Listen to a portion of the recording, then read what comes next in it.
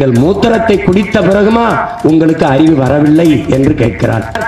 இன்னும் ஒருவரை சொல்கிறேன், எங்க மூத்திரத்தை குடிச்சுமாடா உங்களுக்கு அறிவில்லை. நாடு உங்களது என்றால் காடு எங்களது இல்லையா? அந்த காட்டில் எனக்கு உரிமை இல்லையா? Beef export Hindustan is number 1 என்று நாட்டின் பிரதம அமைச்சர் பேசுவதை, உனக்கு உயிர் போகிற நிலையில் உயிர் பால் ஊட்டினால் உன் தாய், உயிர் போகிற நிலையில் இறுதிப்பால் ஊட்டுவதும் நான் தான். 1,38,070 கோடி பாலின் சந்தை மதிப்பு. அதை விட்டு நீங்கள் 50,000 கோடிக்கு சாராய வித்து குடிக்க வச்சு எண்ணற்ற தாய்மார்களில் தாலி அறுத்துக் கொண்டிருக்கிறீர்கள். நனையாத உங்களுக்கு மேல் ஆடை எங்களின் தோல், எல்லாவற்றுக்கும் எங்களின் தோல் இருக்கிறது. எங்களுக்கு சாப்பிட ஒருபடி வைக்கோல் இருக்கிறது. அதை பற்றி நீங்கள் இன்றைக்காவது கவலைப்பட்டது உண்டா மனிதர்கள்? மேய்ச்சல் நிலம் எங்கள் உரிமை என்ற முழக்கத்தை முன்வைத்து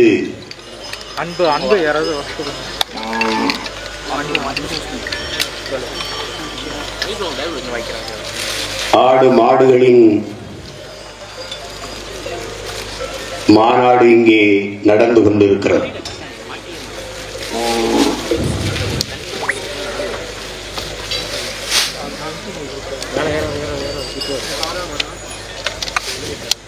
ஆடு மாடுகளாகிய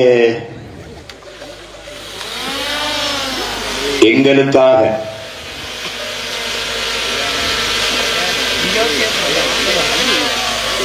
நடந்து கொண்டிருக்கிற இந்த மாநாட்டிலே ஆடு மாடுகளாகிய எங்களின் உரிமைக்காக மதுரை மண்ணிலே இந்த விராதனூரிலே நடந்து கொண்டிருக்கிற இந்த மாநாட்டிலே பங்கேற்றிருக்கிற எங்களுடைய மெய்ப்பர்களாகிய ஆயர்குடி சொந்தங்களே,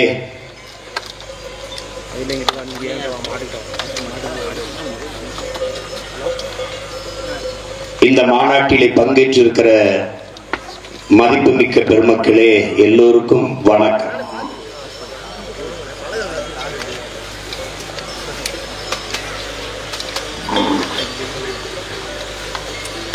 எத்தனையோ நிகழ்விலே எவ்வளவோ கூட்டங்களிலே மாநாட்டிலே பேசிய நான் இந்த மாநாட்டிலே பேசுவதில் பெருமை மகிழ்ச்சியும் அடைகிறேன். தமிழர்கள் நாங்கள்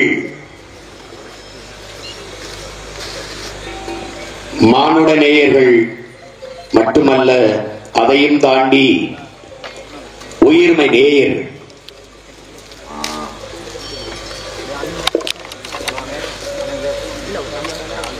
எங்களுடைய வள்ளுவ பெருமகனார்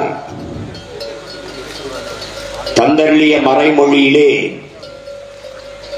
பிறப்பு ஒக்கும் எல்லா மனிதருக்கும் என்று பாடாது, பிறப்புக்கும் எல்லா உயிருக்கும் என்றுதான் பாடினார்.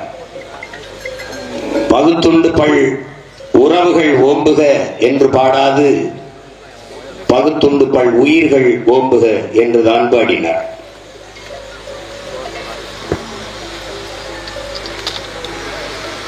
காக்கை குருவி எங்கள் சாதி, நீல் கடலும் மலையும் எங்கள் கூட்டம் என்றுதான் பெரும்பாவளன் பாட்டன் பாரதி பாடினார்.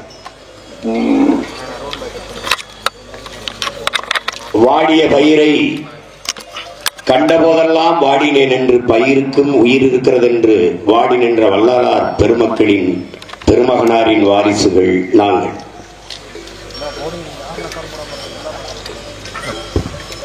புறப்பொருள் வெண்பா மாலை கடையலில் வள்ளல்களில் ஆகச் சிறந்த வள்ளல்கள் யார் என்று கணக்கிடுகிற போது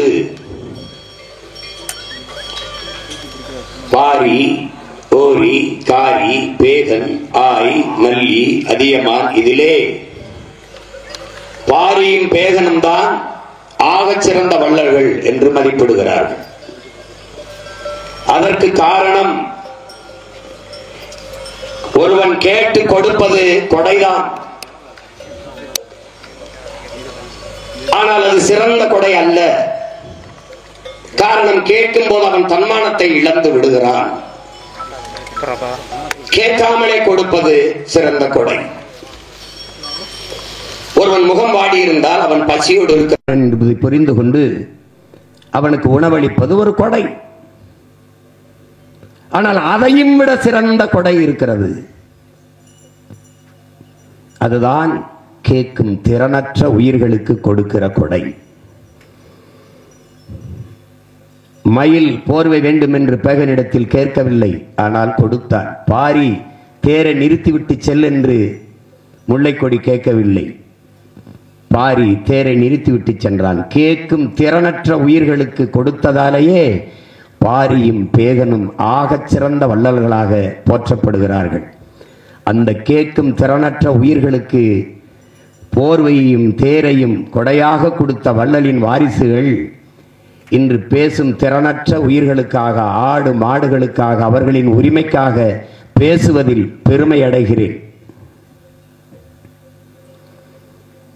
இங்கே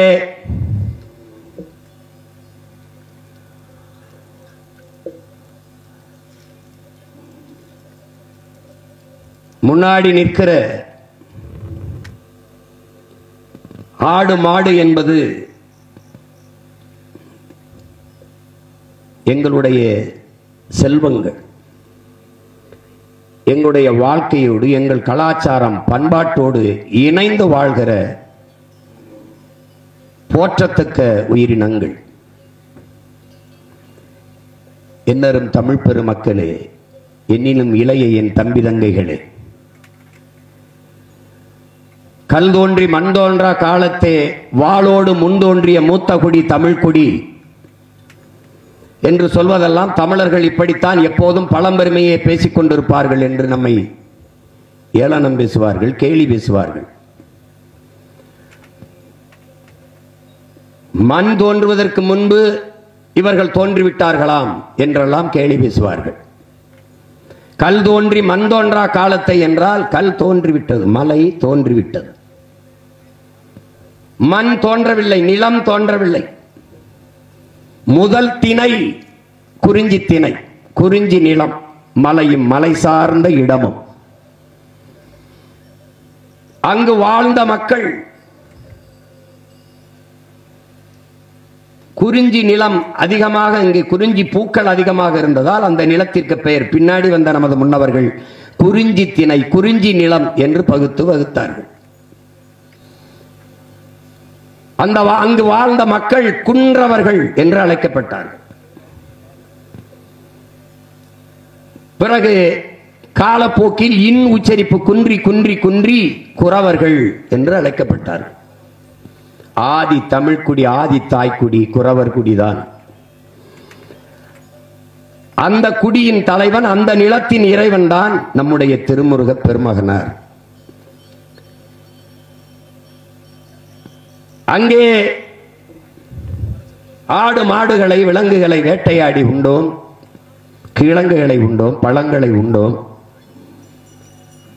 அங்கிருந்து மெதுவாக மெதுவாக நகர்ந்து கீழே இறங்கி வந்தோம். அடர்ந்த காடுகள், காடும் காடு சார்ந்த இடமும் அங்கு வாழத் தொடங்கினோம். அந்த நிலத்திலே முல்லைப்பூக்கள் அதிகமாக இருந்தால், சிறிய சிறிய முல்லைப்பூக்கள் அதிகமாக இருந்ததால் நமது முன்னவர்கள் அந்த நிலத்திற்கு பெயர் அந்த முல்லை திணை, முல்லை நிலம் என்று பெயரிட்டு அழைத்தார்கள். காடுகளில் இருந்து, மலையில் இருந்து நகர்ந்து வந்து காடுகளில் வாழத் தொடங்கிய நாம் வேட்டையாடி உண்ட விலங்குகளை ஏன் வளர்த்து உண்ணக்கூடாது என்ற முடிவை எடுக்கிறோம். அப்போது இந்த ஆடுகளை மாடுகளை நாம் வளர்க்க தொடங்குகிறோம். அந்த ஆடு மாடுகளை மேய்க்கிற நமக்கு பெயர் மேய்ப்பர்கள், ஆயர்கள் என்று அழைக்கப்படுகிறோம். இன்று வரை இறைமகன் இயேசுவை மேய்ப்பன் என்றுதான் சொல்லுகிறார்கள். இங்கே கூட ஆயர்கள் பிசப்புகள் ஆயர்கள் என்று அழைப்பதை இன்றும் வழக்கமாக இருக்கிறது.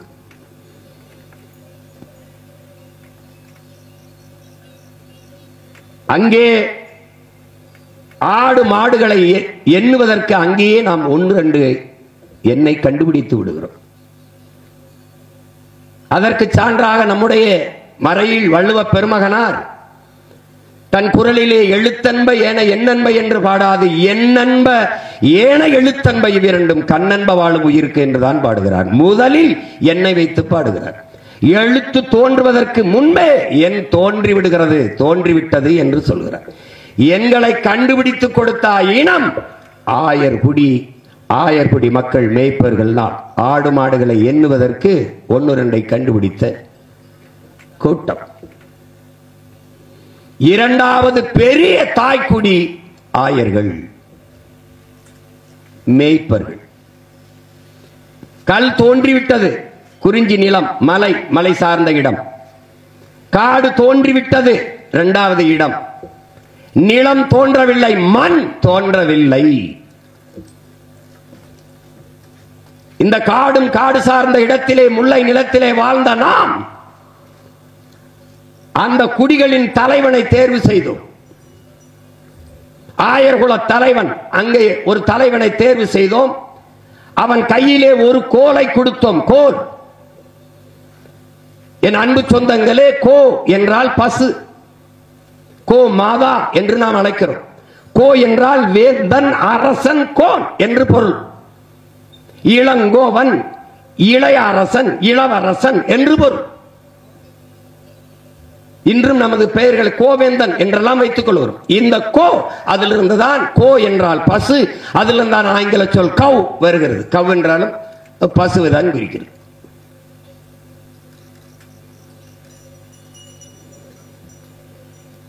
இந்த கோ அந்த குடிகளின் அரசன், அந்த குடிகளின் தலைவன் கோன் என்று அழைக்கப்பட்டான். அவன் கையிலே ஒரு கோல் இருப்பதால் கோன் என்று அழைக்கப்பட்டான். அதனால் நாம் கோனார்கள் என்று ஆனோம். இன்றும் நமது வீர பெரும்பாட்டன் வீரன் அழகுமுத்து கோன் என்று அழைப்பதற்கு காரணம் மன்னன், அரசன் என்ற பொருளுக்கு. கோன் என்றால் அரசன், மன்னன், வேந்தன் என்று பொருள். இரண்டாவது தாய்க்குடி ஆடு மாடுகளை மேய்த்த மேய்ப்பர் குடி, ஆயர் குடி, கோன். அந்த குடிதான் மானுட குலத்தின் 2வது பெரிய தாய்க்குடி. அங்கிருந்து கீழே இறங்கினோம். கீழே இறங்கி வந்து நிலமும் நிலம் சார்ந்த, வயலும் வயல் சார்ந்த இடமும் அங்கே வந்தோம். அங்கே மருத மரங்கள் அதிகமாக இருந்ததால் அந்த நிலத்திற்கு பெயர் மருத நிலம் என்று வந்தது. அங்கேதான் ஏன் நமக்கான உணவுப் பொருளை நாமளே விளை வைத்து உண்ணக்கூடாது என்ற முடிவெடுத்தோம். அங்கே ஆறை கண்டோம், நதியை கண்டோம், அங்கே நிலைத்து வாழலாம் என்ற முடிவெடுத்தோம். நகர்ந்து நகர்ந்து வந்த நாம் அந்த இடத்திலே தான் வேளாண்மை செய்ய தொடங்கினோம். வேளாண்மைக்காக நாம் இந்த மாடுகளை உழவுக்கு பயன்படுத்துறதுக்கு வயக்கினோம். திமிரி நிமிர்ந்து இருக்கிற திமிலோடு ஆற தழுவி தழுவி தழுவி காட்டு விலங்கான அவனை வீட்டு விலங்காக வயக்கினோம், மாற்றினோம். அவன் திமிரோடு ஆற தழுவி அன்பு கொண்டு தழுவி தழுவி அவனை நம்மோடு தன்மையப்படுத்தினோம். அதுதான் ஏறு தழுவுதல் என்று அழைக்கப்படுகிறது. இன்று வரை இந்த ஜல்லிக்கட்டு என்பது பின்னாடி வந்த நாயக்க மன்னர்கள் அவர்கள் இந்த மாட்டு காளையின் கொம்பிலே சல்லி காசுகளை கட்டி விட்டதால் அது சல்லியை கட்டினதால் சல்லிக்கட்டு என்று ஆகிவிட்டது. ஏறு தழுவுதல் தான் நம்முடைய விளையாட்டு. சங்க இலக்கியத்தில் இன்று வரை பாக்கல் இருக்கு.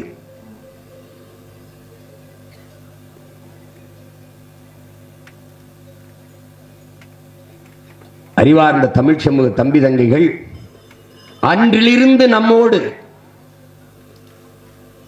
ஒரு உறவினனாக, உடன் பிறந்தவனாக நம்மோடு இணைந்து இந்த ஆடுகளும் மாடுகளும் வாழ்ந்து கொண்டிருக்கிறது. கொல்லேற்று கோடஞ்சு வானை மறுமையும் புல்லாலே ஆய மகள் என்று இருக்கிறது.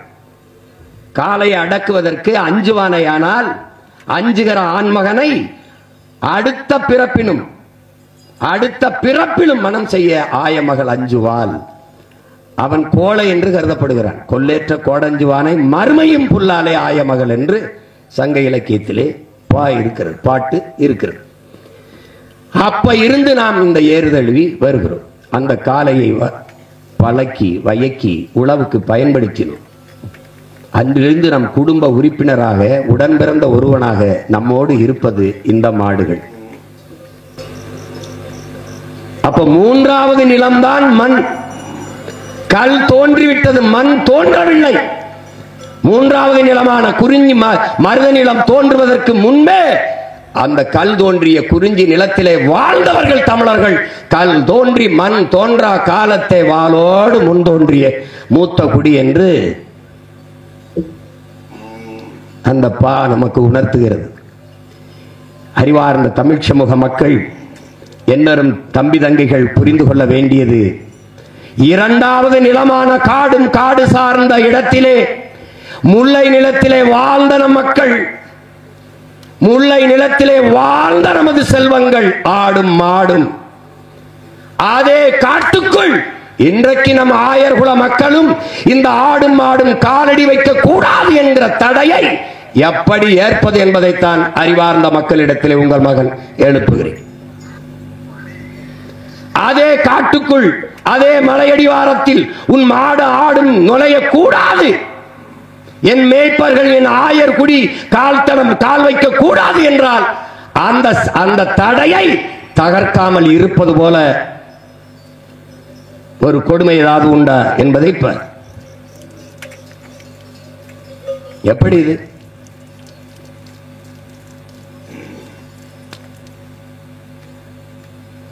அதனால்தான் மேய்ச்சல் நிலம் எங்கள் உரிமை என்ற முழக்கத்தை வைத்து இந்த மாநாட்டை ஆடும் மாடும் நடத்தி கொண்டிருக்கிறது. அவர்களின் மன உணர்வை, அவர்களுக்குள் இருக்கிற எண்ண ஓட்டத்தை உங்கள் மகன் உங்கள் முன்னால் எடுத்து வைக்கிறேன். அவர்களுடைய கேள்வி என்ன? அவர்களுடைய கேள்வி என்ன? மேய்ச்சல் காடுகளில் மேய்ச்சல் நிலங்களில் மேய்ந்து கொண்டிருக்கிற எங்களை, ஆடுகளை மாடுகளை ஒருவன் திருடிவிட்டால் அதை திருட்டு என்கிறீர்கள். ஆனால் எங்களிடம் இருந்த ஆடு மாடுகளிடம் இருந்து எங்கள் மேய்ச்சல் நிலத்தையே திருடுவதை எப்படி சொல்வது என்று கேள்வி எழுப்புகிறது.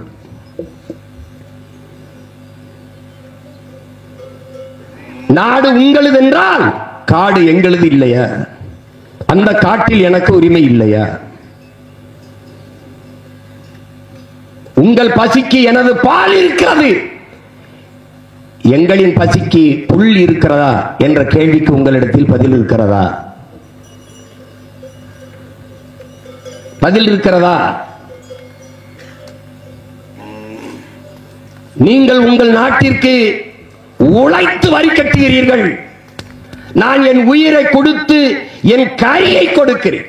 நீங்கள் உழைத்து வரி கொடுக்கிறீர்கள் உங்கள் நாட்டின் வருவாய்க்கு, இந்த நாட்டின் வருவாய்க்கு. ஆனால் நாங்கள் உயிரை கொடுத்து எங்கள் கரியை கொடுக்கிறோம். 2021-22 24,000 கோடி மாட்டுக்கறி ஏற்றுமதி இந்தியாவின் வருமானம். Beef export Hindustan is number 1 என்று நாட்டின் பிரதம அமைச்சர் பேசுவதை மனிதர்கள் நீங்கள் கேட்டிருக்க கூடும். 22-23 28,000 கோடி, 23-24 ஆண்டிலே 30,000 கோடி வருவாய் எங்களுடைய கரியை விற்று, ரத்தத்தை ஊருக்கி பாலாக உங்களுக்கு கொடுக்கிறோம்.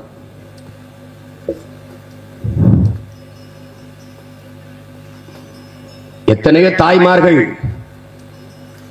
எங்களை நம்பித்தான் பிள்ளையை பெறுகிறார்கள். அவர்கள் ஓராண்டு பால் ஊட்டி அதோடு நிறுத்தி விடுகிறார்கள். உனக்கு உயிர் போகிற நிலையில் உயிர் பால் ஊட்டினால் உன் தாய், உயிர் போகிற நிலையில் இறுதி பால் ஊட்டுவதும் நான் தான். பசுதான் கடைசி பால் உன் தாயின் மார்பிலிருந்து ஊற்றப்படுவதில்லை. என் உடன் பிறந்தானே பசுவின் பாலைத்தான் ஊட்டுகிறார்கள். இறுதி பால் ஊட்டுகிற தாய் நம் முன்னாடி கூடி நிற்கிற இந்த பசுக்கள் தான் என்பதை அறிவார்ந்த தமிழ் சமூக மக்கள் புரிந்து கொள்ள வேண்டும்.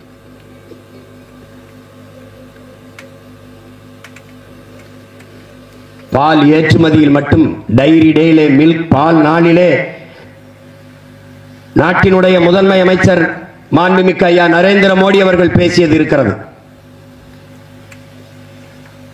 பாலிலே மிகப்பெரிய சந்தை இருக்கிறது, அதிலேயே நாம் தற்சார்பு பொருளாதாரத்தில் தற்சார்பை அடைய முடியும் என்று பேசியது இருக்கிறது. 13.5 லட்சம் கோடி பாலின் மூலம் வருவாய் ஈட்டப்படுகிறது. இந்தியாவிலே பாலின் சந்தை மதிப்பு, அதிலே தமிழ்நாட்டிலே 1,38,070 கோடி பாலின் சந்தை மதிப்பு.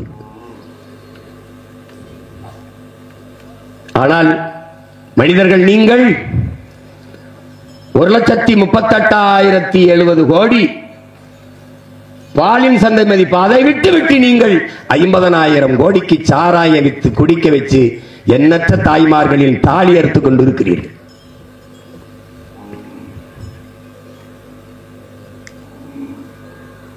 பொருளாதாரம் எங்கு இருக்கிறது என்று தெரியாத மூடர்களாக இருக்கிறீர்கள்.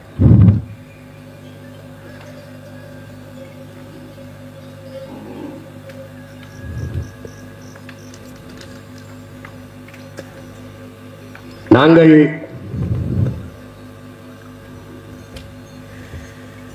இங்கே ஆவின் பால் என்று உங்களுடைய அரசு விற்கிறது, பால்வளத்துறை என்று வைத்திருக்கிறது, கால்நடை துறை என்று வைத்திருக்கிறது. அதெல்லாம் எதற்காக வைத்திருக்கிறது? ஆவே இல்லாத, மாடுகளே இல்லாத மாட்டுப்பாலை எப்படி உங்களால் மக்களிடத்தில் ஏமாற்றி விற்க முடிகிறது? எப்படி விற்க முடிகிறது? கால்நடை துறை என்று வைத்திருக்கிறார்கள், அதற்கு வேற என்ன? கால்நடையை பற்றி கவலையப்படாத ஒரு துறைக்கு பேர் கால்நடை துறை என்றால் இது எப்படி நீங்கள் அறிவார்ந்த மனிதர்கள் ஏற்கிறீர்கள்? எப்படி ஏற்கிறீர்கள்? எப்படி ஏற்கிறீர்கள்?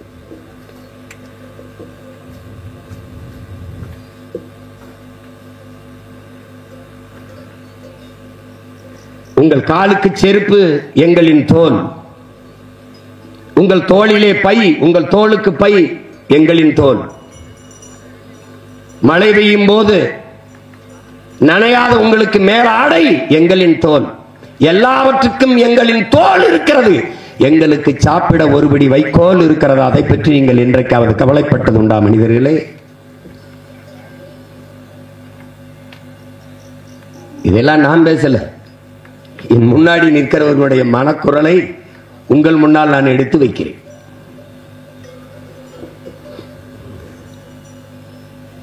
பிரேசில்ங்கிற ஒரு நாடு 2 கோடி ஹெக்டேரில் மேய்ச்சல் நிலம் வைத்திருக்கிறது. நியூசிலாந்து 25 லட்சம் ஹெக்டேர் மேய்ச்சல் நிலங்களை வைத்திருக்கிறது. ஆஸ்திரேலியா 3.5 கோடி ஹெக்டேர் விளைநிலங்களை வைத்திருக்கிறது. கென்யா ஒரு சின்ன நாடு 1 கோடி ஹெக்டேர் விளைநிலங்களை வைத்திருக்கிறது, மேய்ச்சல் நிலங்களை வைத்திருக்கிறது. இந்தியா 1.7 கோடி ஹெக்டேர் மேய்ச்சல் நிலங்களை வைத்திருக்கிறது என்று விவரங்கள் சொல்லுது.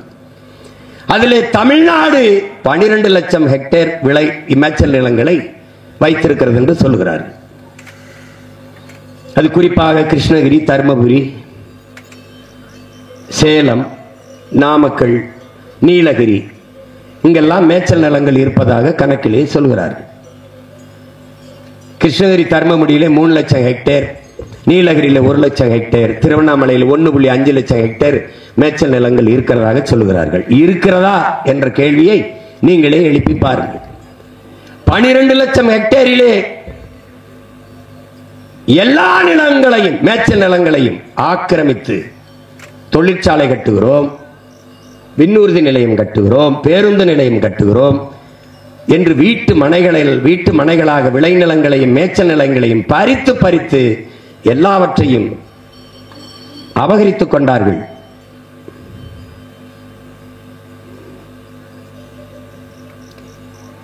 உங்களுக்கு பால் வேண்டும், மோர் வேண்டும், தயிர் வேண்டும், நெய் வேண்டும், சீஸ் பாலாடை கட்டி வேண்டும், வெண்ணெய் வேண்டும். எல்லாவற்றையும் வக்கணையா திங்கிற வெண்ணெய்கள் நாங்கள் எதை திம்போம் என்று ஒரு தடவை கூட யோசிக்கிறது இல்லை.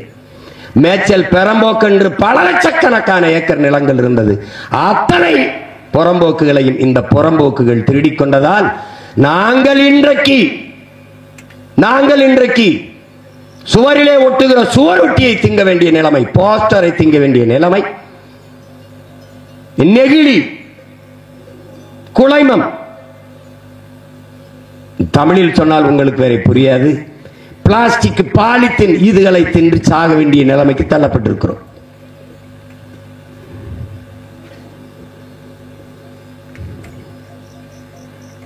இதிலே 2009 இந்த மேகமலை பகுதியில் மலையடிவாரங்களில் எங்களுடைய மேய்ச்சல் இடங்களிலே அதை காப்பு காடுகள் என்று அறிவித்தார்கள். பிறகு 2011 வனவிலங்குகள் காப்பகம் என்று அறிவித்தார்கள், வனவிலங்கு சரணாலயம் என்று அறிவித்தார்கள்.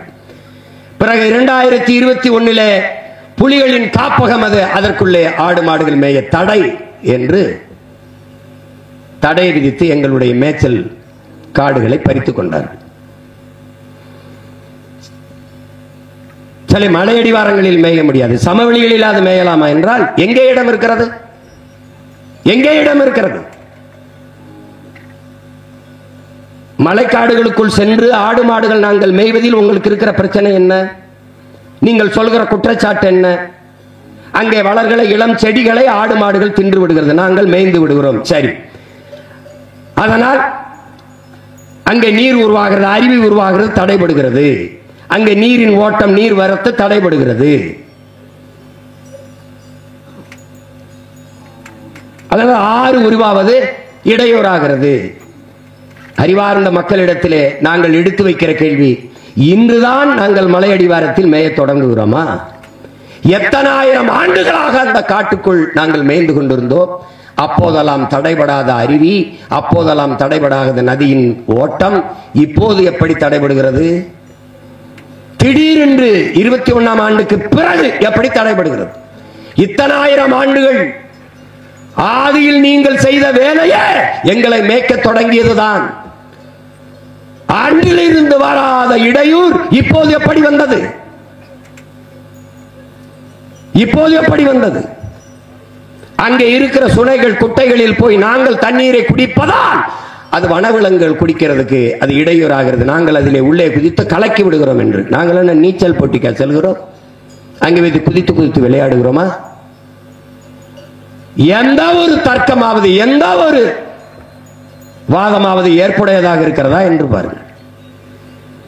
வெளியிலே இருந்து உள்ளே மேய போகிற நாங்கள் இங்கே இருந்து நோயை கொண்டு போய் வனவிலங்குகளுக்கு, காட்டு விலங்குகளுக்கு பரப்பி விடுகிறோம் என்கிறார்.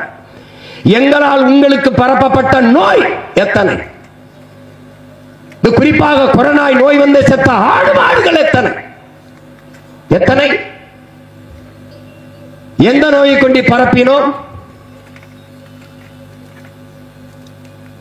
எந்த நோயை கொண்டு போய்? ஆரையும் அறிவையும் அவ்வளவு அக்கறையாக பாதுகாப்பவர்களா நீங்கள்? நொய்யல் ஆறு என்று ஒரு ஆறு இருக்கிறது, அந்த ஆறின் நிலை என்ன? சாக்கடை கழிவும் ஆலை கழிவையும் சாய கழிவையும் கொட்டி அந்த நதியவே சாகடித்து விட்டீர்கள்.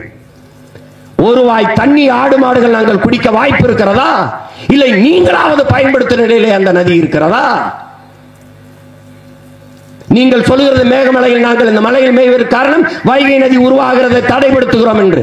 நதியை நீங்கள் நதியாக வைத்திருக்கிறீர்களா? வைகை ஆறு என்ற ஆறாக இருக்கிறதா? மதுரை மக்களின் சாக்கடை கழிவு ஓடுகிற காவாயாக இருக்கிறதா என்பதை அறிவார்ந்த மக்கள் நீங்களே சொல்லுங்கள். 32 ஆறையும் அதில் மண்ணள்ளி வித்து நாசம் பண்ணியது யார்? மலைகளை கல்குவாரி என்று வெட்டி, எம்சான் என்று வெட்டி நொறுக்கி தாயின் மாரை கரியாக பார்த்தவர்கள் யார்? ஐந்தறிவு கொண்ட மானிடர்களே, உங்களை பெற்ற தாயின் மார்பில் நீங்கள் மட்டும்தான் பால் குடிக்க முடியும், பால் குடிப்பீர்கள். ஆனால் பூமி தாயின் முளை மார்பிலே உலக உயிர்களின் தாய் அவள். உலக உயிர்களுக்காக பாலை சுரக்கிறாள் அருவியை.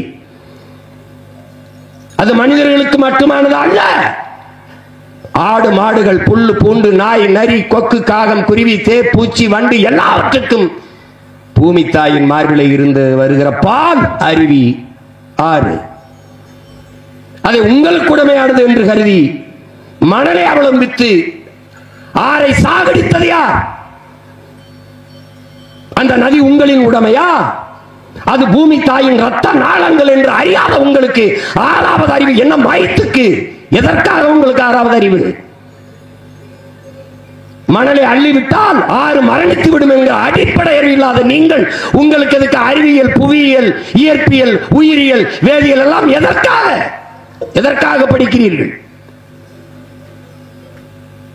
உங்களிடத்தில் பதில் இருக்கிறதா? கல்குவாரி எம்சண்ட் என்று மலையை நொறுக்குகிறீர்களே. நாங்கள் உள்ளே போய் காடுகளுக்குள்ளே மலை அடிவாரங்களில் மேய்வதால் வனவிலங்குகளுக்கு பாதுகாப்பு இல்லாது போய் விடுகிறது என்று வனவிலங்குகள் மேலே அக்கறை வைத்து அதை பற்றி பாதுகாக்க துடிக்கிற பெருமக்களே, உங்களிடத்திலே எங்கள் கேள்வி. கல்குவாரியாக மலையை வெட்டி பிளக்கிற போது பல நூறு கிலோ எடை உள்ள வெடிமருந்துகளை வச்சு தகர்க்கிறீர்களே, அப்போது வனவிலங்குகளின் வாழ்க்கையை பற்றி பாதுகாக்க பற்றி கவலைப்படாத நீங்கள் எம்சான் என்று மலையை நொறுக்கி மணலாக்கி குவிக்கிறீர்களே, காசு என்று. தாயின் மாலை கரியாக சமைத்து சாப்பிடலாம் என்று எண்ணுகிறவன் எவனாவது மனிதனாக இருக்க முடியுமா? உலக உயிர்களின் தாய் பூமி அவளுடைய மார்பை அறுத்து காசாக்க நினைக்கிறவன் மனிதனாக இருக்க முடியுமா? இருக்க முடியுமா? 1 கிலோமீட்டர் 2 கிலோமீட்டருக்கு அங்க இருக்கிற வீடுகள் நீங்கள் வைத்து மலையை தகர்க்கிற வெடிகுண்டிலே வெடிமருந்திலே அந்த வீடுகள் பிளந்து நிற்கிறதே, மக்கள் போராடுகிறார்களே. அவ்வளவு பெரிய அதிர்வை காடுகளுக்குள்ளே ஏற்படுத்துகிற போது அங்கே வாழ்கிற மிருகங்கள், விலங்குகள், சிங்கம், புலி, கரடி, நாய், நரி, கொக்கு என்னாகும் என்று கவலைப்படாத நீ. நாங்கள் மேய்வதால் வனவிலங்குகள் பாதுகாப்பு குறைந்துவிடும், அவர்கள் வாழ்க்கைக்கு பாதிப்பு வந்துவிடும் என்று பேசுவது பைத்தியக்காரத்தனமாக தெரியவில்லையா?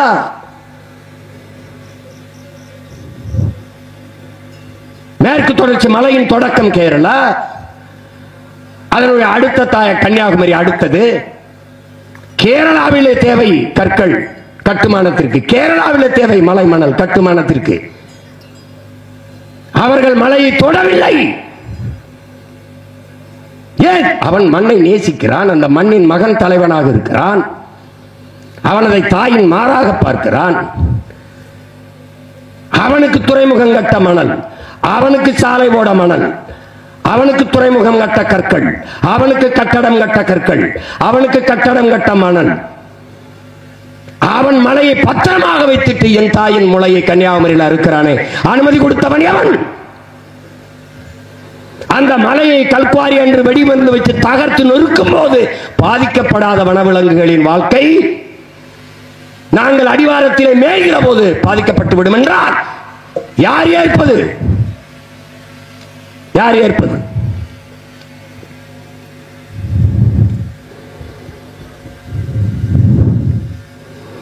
உன்னுடைய மலையை அறுத்து கொண்டு போகிறான், பதிலுக்கு உனக்கு அவனுடைய குப்பையை கொண்டு உன் தாய் நிலத்திலே கொட்டுகிறான். இதை சகித்துக் கொண்டிருக்கிற நீங்கள்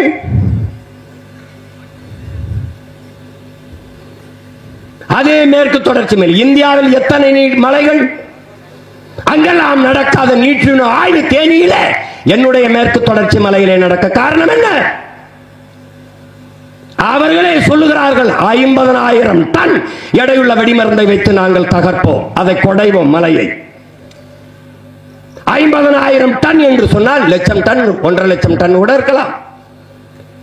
அந்த வெடிமருந்துகளை வச்சு தகர்க்கிற போது ஏற்படாத வனவிலங்குகளுக்கு பாதிப்பு, அவர்கள் வாழ்க்கைக்கு அச்சுறுத்தல், அவர்கள் வாழ்விடங்களுக்கான பிரச்சனை. நாங்கள் வெறும் புள்ளையும் புண்டையும் மேய்ந்து விட்டு வாழ்வதில் ஏற்பட்டுவிடும் என்பதை எப்படி ஏற்கிறீர்கள்? எப்படி ஏற்கிறீர்கள்?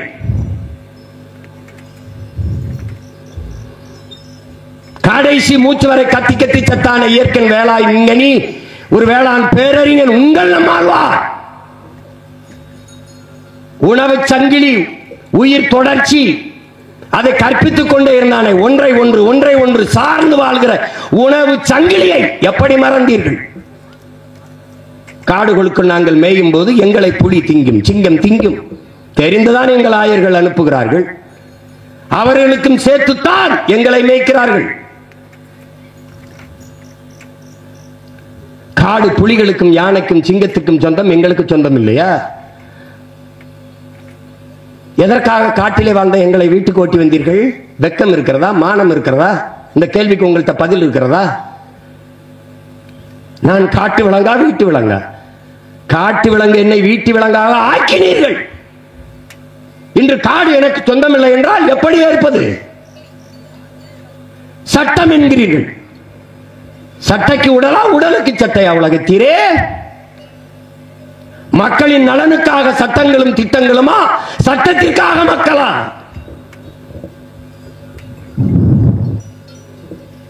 இது குறிப்பாக அறிவார்ந்த தமிழ் சமூக மக்கள், நீங்கள் இதை ஏற்கிறீர்களா? ஏற்கிறீர்களா? வெட்டி வெட்டி நீங்கள் விற்கும் போது அழியாத மலை வனம், அங்கே வனவிலங்கு வாழ்க்கை தரம், வாழ்க்கை பாதுகாப்பு, நாங்கள் ஓரத்தில் போய் புள்ளையும் பூண்டையும் மேய்ந்து விட்டு அங்கே இருக்கிற சுனைகள் குட்டையில் இருக்க தண்ணீரை குடித்து வருவதில் காட்டின் வளம் அழிந்து விடுகிறது. எல்லாம் காடுகளை காலங்காலமாக பல ஆயிரம் ஆண்டுகளாக பாதுகாத்து வந்த மக்கள், காடுகளிலே வாழ்ந்த பழங்குடி மக்களும் எங்களை மேய்க்கிற எங்கள் மேய்ப்பர் குடி ஆயர்குடி கோன்களும் தான் என்பதை அறிவார்ந்த மக்கள் புரிந்து கொள்ள வேண்டும். காடுகளின் ஆன்மா இன்று வரை காப்பாற்றப்படுகிறது, சீரழியாமல் பாதுகாக்கப்படுகிறது என்றால் எங்கள் ஆயர்குடிகளாலும், காடுகளிலே வாழ்கிற, காடே குடிகளாக வாழ்கிற, காடே வீடென்று வாழ்கிற பழங்குடி மக்களாலும் தான். இதை கூட அறியாத, கற்காத கல்வி உங்களுக்கு எதற்காக? பள்ளிக்கூடம் சென்று படிக்காத எங்களுக்கு இருக்கிற அறிவு கூட உங்களுக்கு இல்லை என்றால் என்ன செய்வது?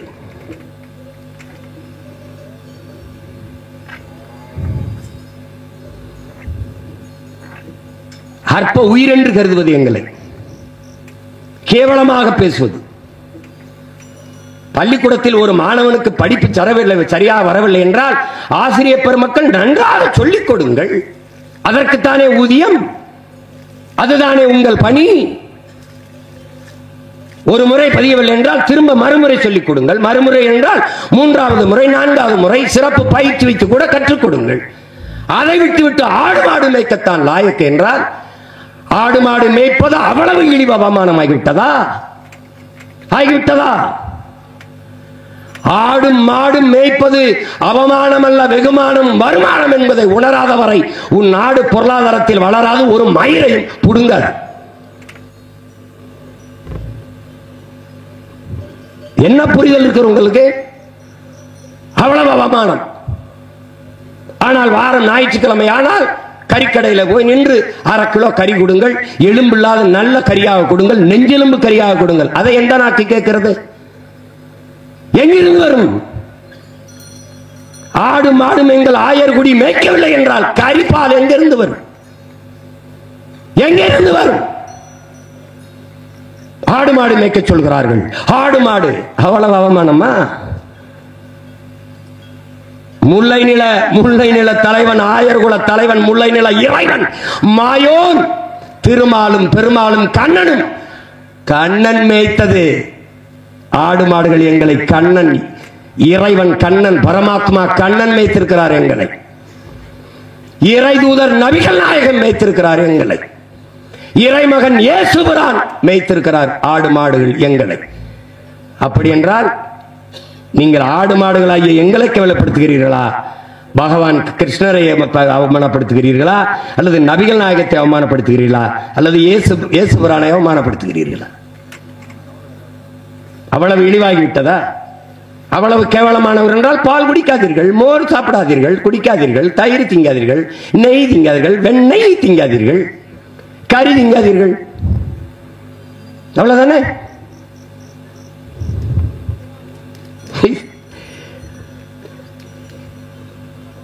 இது ஒரு சிந்தனை, இழி சிந்தனை.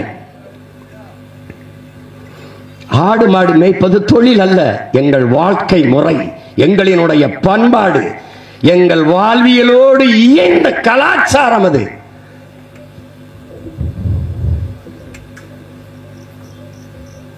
அதை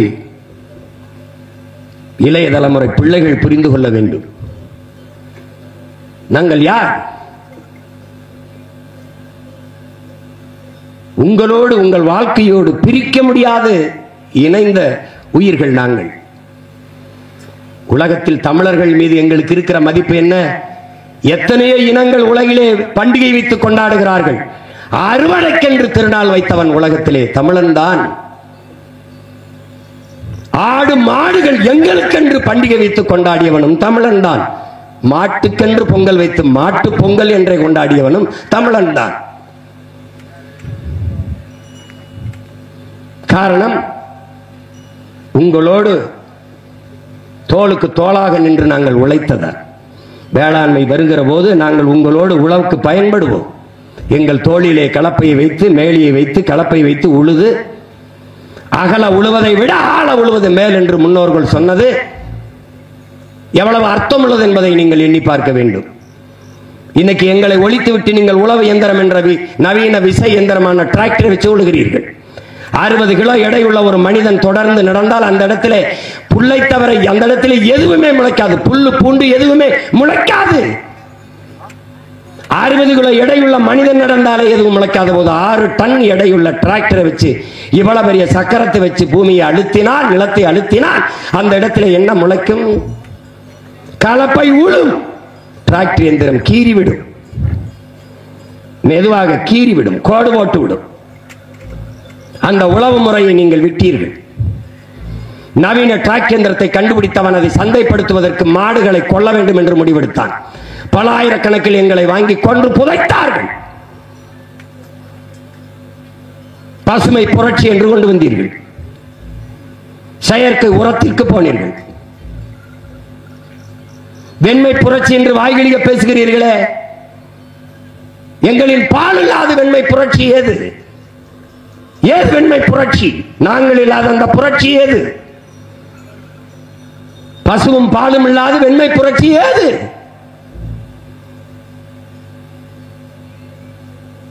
உங்களோடு நாங்கள் உழுதோம்.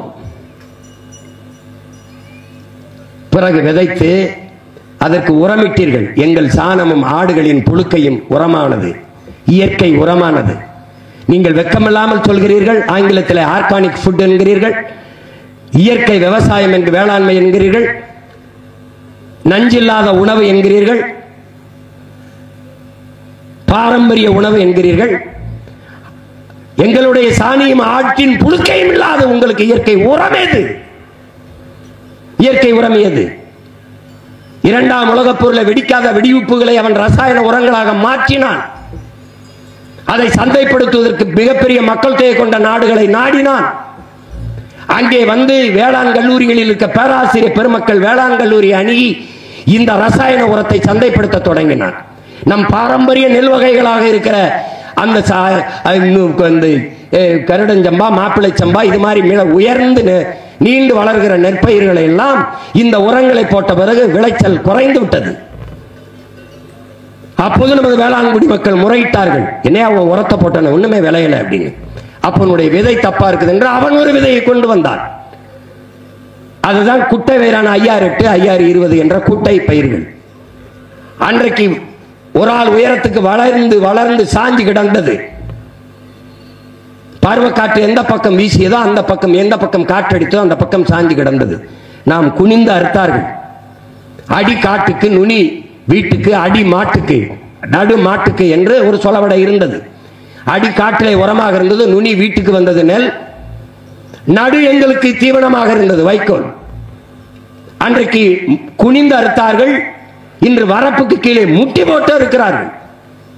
அடி இருக்கிறது, நுனி இருக்கிறது, நடு எங்கே? எங்களுக்கு தீவனமான வைக்கோல் எங்கே? இல்லை, ஒழித்தார்கள். ஒழித்தார்கள். வரப்புயர நீர் உயரும், நீர் உயர நெல் உயரும், நெல் உயர குடி உயரும், குடி உயர கோல் உயரும், கோல் உயர கோன் உயர்வான் என்று அவை வாடினார். ஆனால் வரப்பு இருக்கிறது, நீர் இருக்கிறதா? நீர் உயர்கிறதா? இல்லை. நீர் உயர்ந்தாலும் நெல் உயர்கிறதா? இல்லை. வரப்புக்கு கீழே, ஒரு அடிக்கு கீழே நெல் இருக்கிறது. காரணம், குட்டை பயிர். மாட்டுக்கு தீவனம் இல்லாமல் ஒழிக்க வேண்டும் என்பதற்காகவே உருவாக்கப்பட்ட விதை. ஏன் மாட்டை ஒழிக்க வேண்டும்? இந்த மாடுகள் நாங்கள் இருக்கிற வரை ரசாயன உரத்திற்கு நீங்கள் போக மாட்டீர்கள். எங்களுடைய மாட்டுச்சாணம், எருவும் ஆட்டு புழுக்கையும் இயற்கை உரங்கள். எங்களுடைய சாணத்தை, ஆட்டு புழுக்கையை நீங்கள் செடி பயிர் அதன் வேர்களை கொட்டுகிற போது நாங்கள் ஈரத்தை உறிஞ்சி குடித்து வைத்துக் கொள்ளுவோம்.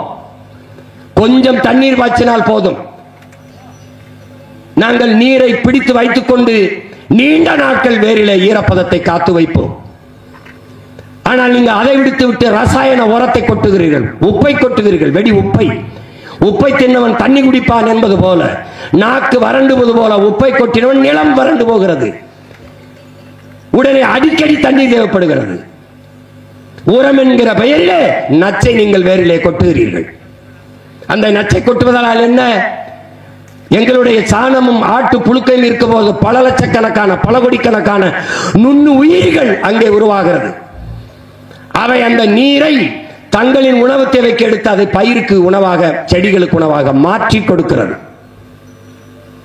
அந்த இடத்திலே நீங்கள் ரசாயன வெடியை, உப்பை கொட்டும் போது, இந்த வேதி உப்பை கொட்டுகிற போது அந்த நுண்ணுயிர்கள் செத்து போகிறது.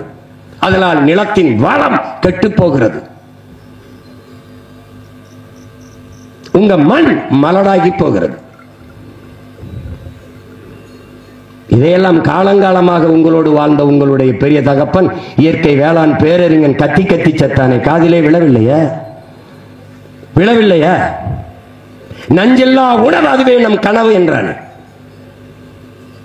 மலை காடுகளுக்குள் எங்களை மேய்க்க விடவில்லை, சமநிலத்திலே எங்களை மேய்க்க விடுகிறீர்களா? சிப்பாடு தொழிற்சாலை, விமான நிலையம் கட்டுகிறோம், பேருந்து நிலையம் கட்டுகிறோம், வீடுகளை கட்டுகிறோம், எல்லாவற்றையும் பறித்து ஒரு விழுக்காடு தான் மெத்தலம் இருக்கிறது என்கிறார்கள். ஆக்கிரமிப்பாளன் எல்லாருமே அந்த ஒரு விழுக்காட்டை தான் குறிவைத்து ஆக்கிரமிக்கிறார். எங்களுடைய சாணம், எங்களுடைய கழிவு உரமாக இருந்தது. நீங்கள் சாண குழி, குப்பை கிடங்கு வைத்து 6 மாதத்திற்கு அதை மக்க வைத்து உரமாக்கி விளைநில காலங்களில், உழவு காலங்களில் நிலத்தில் கொண்டு கொட்டுவீர்கள். சுமந்து கொண்டு போய் நிலத்தில் கொட்டியது யார்? நாங்கள் தான். எங்கள் முதுகிலே வண்டியை ஏற்றி அதிலே வெட்டி கொண்டு போய் நிலத்திலே கொட்டுவீர்கள். மறுபடி உழுவோம், நாங்கள் தான் உழுவோம். விளை வைத்து அறுவடை செய்வீர்கள். கட்டை யார் தூக்கி வருவார்? நாங்கள் தான் தூக்கி வருவோம். எங்கே? களத்திலே கொட்டுவோம், புனையல் அடிக்கிற இடத்திலே அடிப்பீர்கள். அடித்து எங்களை என்ன பண்ணுவீர்கள்? புனையலாக பூட்டுவீர்கள். எங்கள் காலால் மிதித்து நெல்மணிகளை உதிர்ப்போம். இதற்கெல்லாம் பரிசு எது? வைக்கோல். நெல்லை நீங்கள் எடுத்துக்கொண்டு வைக்கோலை தருவீர்கள். நெல்லை அவித்து அதை பிரித்து அரவையிலே கொடுத்து பிரித்து அரிசியை நீங்கள் எடுத்துக்கிட்டு தவிட்டை எங்களுக்கு தருவீர்கள். அரிசியை சமைச்சு உணவாக சாப்பிட்டு விட்டு பழைய கஞ்சி, மிச்ச கஞ்சி, எச்சி கஞ்சியை எங்களுக்கு தண்ணி தொட்டியிலே ஊற்றுவீர்கள். வடிச்ச கஞ்சி இருக்கிற நீச்ச தண்ணி மிச்சத்தை தூக்கி எங்களுக்கு தொட்டியிலே ஊற்றுவீர்கள்.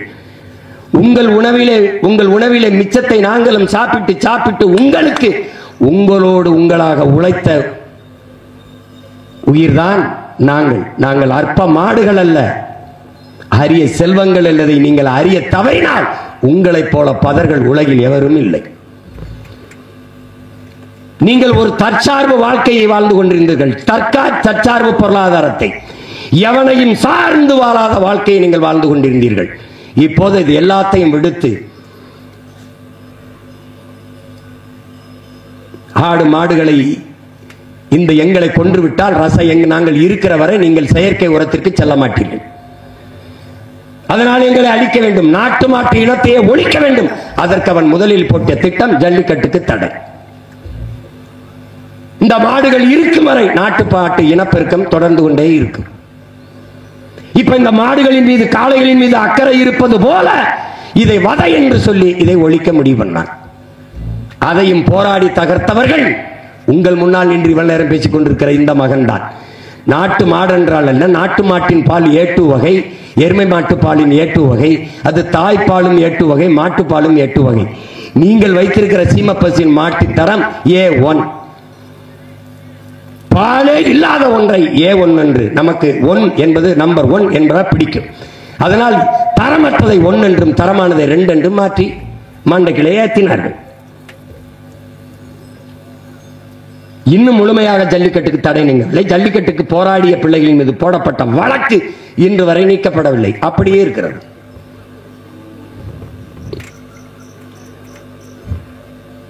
நாட்டு மாட்டு இனத்தை அழிக்க துடிப்பதன் காரணத்தை நீங்கள் நன்கு அறிந்து கொள்ள வேண்டும்.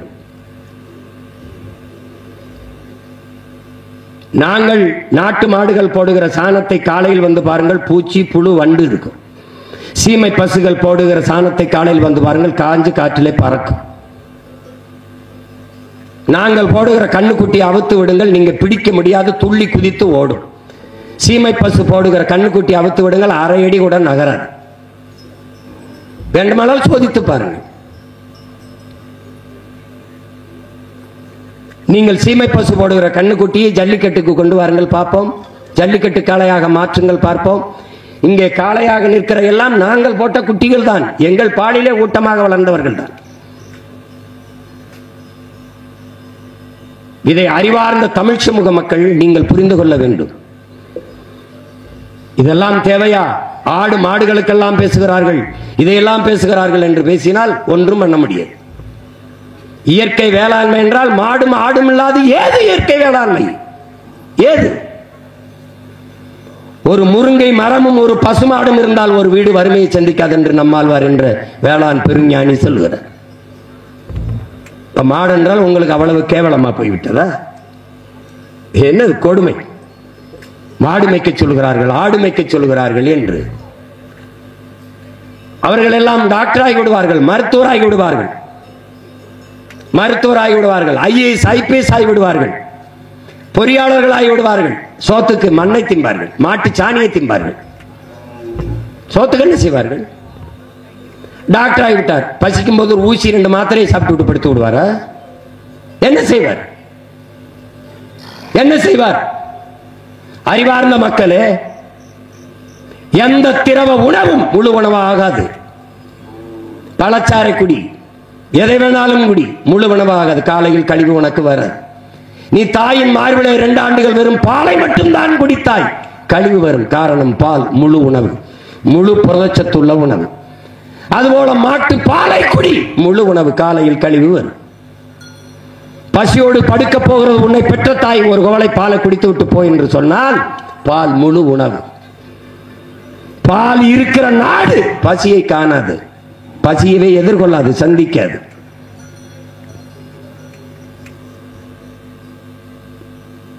இதையெல்லாம் அறியாது நீங்கள் கற்று என்ன பயன்? நோய்பட்டு மருத்துவர் இடத்திலே போய், ஒரு நோயாளி இடத்திலே, டாக்டர் இடத்திலே போய் ஒரு நோயாளி உட்கார்ந்தால் அவர் கேட்பார், நீங்கள் பால் சாப்பிடுங்கள் என்பார், முட்டை சாப்பிடுங்கள் என்பார், கீரை சாப்பிடுங்கள் என்பார், காய்கறி சேர்த்துக் கொள்ளுங்கள் என்பார். அப்படி கூட சொல்ல மாட்டார். நீங்க மில்க் எடுத்துக்கிறீங்க, கொஞ்சம் எக் சாப்பிடுங்க, வெஜிடபிள்ஸ் நிறைய சேர்த்துக்கிறீங்க, கொஞ்சம் கீரை எடுத்துக்கிறீங்க அப்படின்னு. இதெல்லாம் எங்க இருந்து வரும்? எங்க இருந்து வரும்? டாக்டர் கோட்டுக்குள்ள இருந்து எடுத்து கொடுத்துருவாரு. எங்க ஆத்தால காட்டுல விவசாயம் பார்க்கணும், என் ஆடு மாடு அவனோட சேர்ந்து உழைக்கணும், பால் வரணும்னா யாரும் மேய்க்கணும். இதெல்லாம் புரியாத ஒரு கூட்டத்திடத்திலே பேசி பயன் என்ன இருக்கிறது? பயன் என்ன இருக்கிறது? அறிவார்ந்த தமிழ் சமூக பிள்ளைகள் புரிந்து கொள்ள வேண்டும்.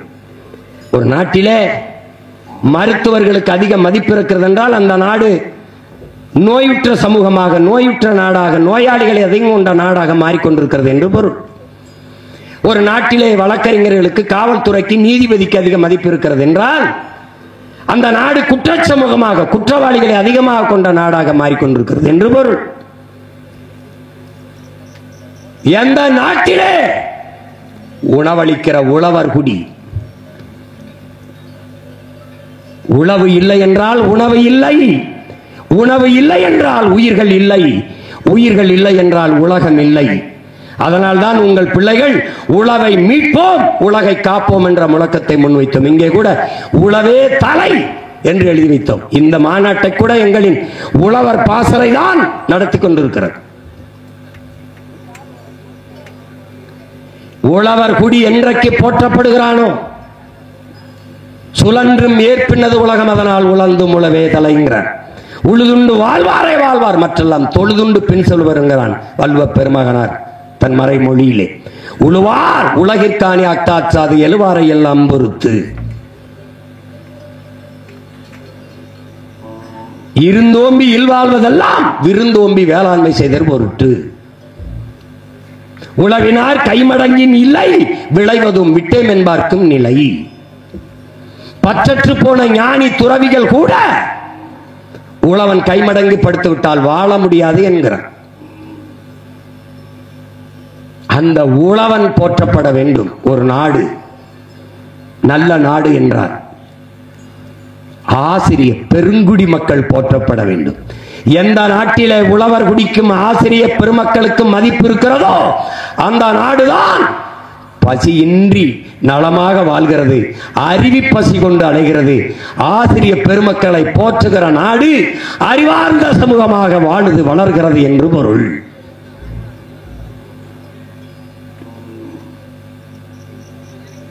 அதை இளைய தலைமுறை தம்பி தங்குகள் நினைவில் வைத்துக் கொள்ள வேண்டும்.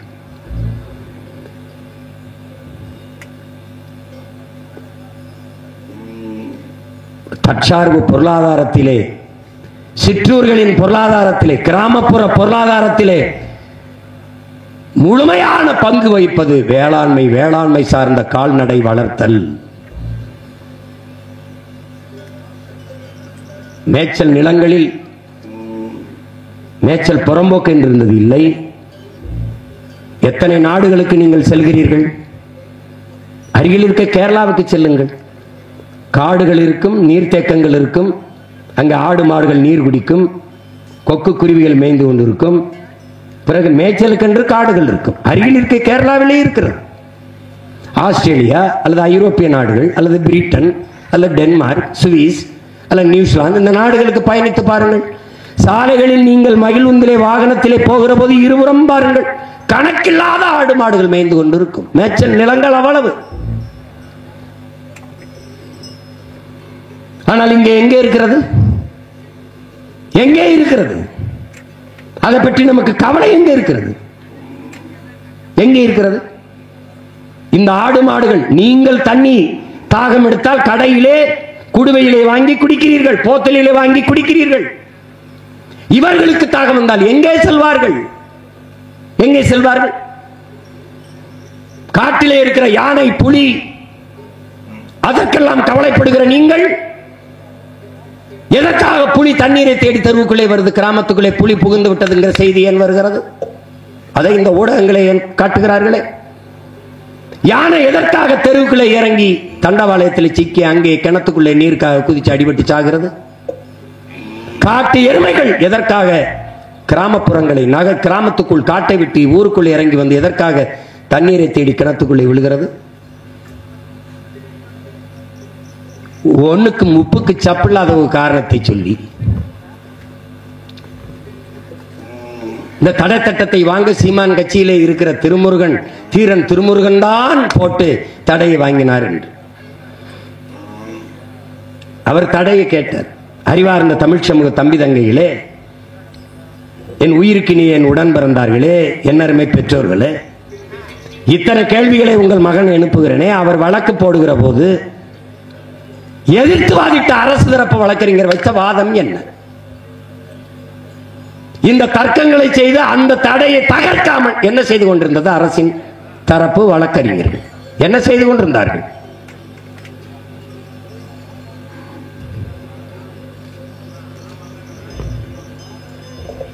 எல்லா மாநிலங்களிலும் மேய்ப்பதற்கான உரிமை பாதுகாக்கப்படுது. அதைத்தான் தீர்மானமாக படித்த என்னுடைய தங்கை சத்யாதேவி அவர்கள் 2006ஆம் ஆண்டு இருந்த அந்த மேய்ச்சல் உரிமை எங்களுக்கு தரப்பட வேண்டும், 21 போட்ட அந்த தடையை நீக்க வேண்டும் என்பதுதான் எங்களுடைய கோரிக்கை. இவ்வளவு கேள்விகளை எடுத்து வைத்து நாங்கள் வாதிட்ட பிறகும் எங்களின் மேய்ச்சல் நிலத்தை பற்றி உங்களுக்கு கவலை இல்லை என்றால் அதை பற்றி பேசி பயனில்லை. சமவெளியில் மட்டும் மேய முடியுங்கிறது என்கிறீர்களா? அந்த நிலை இருக்கிறதா? எங்கே இருக்கிறது? எத்தனை மாடுகளில் எத்தனை வகை? கார்பர்கர், சக்கி, சிவப்பசகி, சக்கிவால், ஓங்கோல், கிரு, சிந்து என்று பல வகை மாடுகள் மாட்டு இனங்களிலே. பிறகு இங்கு தென்பாண்டி நாடு, மீசல் மாடு, புலிகுளம் மாடு, உப்பளஞ்சேரி மாடு, தேனி மலை மாடு, பர்கூர் மலை மாடு, கொங்கு மாடு, காங்கேய மாடு, ஆலம்பாடி மாடு, காஞ்சி குட்டை மாடு, இப்படி பல வகைகள் இந்த மாடுகளிலே இருக்கிறது. இதிலே குறிப்பாக சிவகங்கை ராமநாதபுரம் எங்க மண்ணிலே இந்த ஆடு மாடுகள் மேயறதுக்கு இடம் பாருங்க. கவின்மிகு முல்லை திருநகர், கவின்மிகு முல்லை திருநகர், இதன் சுருக்கம் தான் கமுதி. இந்த நிலத்திலே இது ஒரு முல்லை நிலம். இந்த நிலத்திலே முல்லை நிலம்னு அதுவே சொல்லுது, கவின்மிகு முல்லை திருநகர் என்று 5000 ஏக்கரை அதானிக்கு மின்பூங்கா அமைக்க எடுத்து கொடுத்த பெருமக்கள் இந்த ஆட்சியாளர்கள் தான். 5000 ஏக்கர். அதிலே மாடுகளாகிய எங்களின் கோரிக்கை என்ன? 1 மீட்டர் உயரத்திற்கு மின்தகடை பொதித்த நீங்கள் 2 மீட்டர் உயரத்திற்கு நீங்கள் பொதித்தால் அந்த தகடை கழுவுவதற்கு நீங்கள் தண்ணீரை பீச்சி பீச்சி அடிக்கிறீர்கள். ஒரு தகடுக்கும் இன்னொரு தகடுக்கும் இடையே இருக்கிற இடைவெளியில் கணக்கில்லாத புல்கள் வளர்கிறது.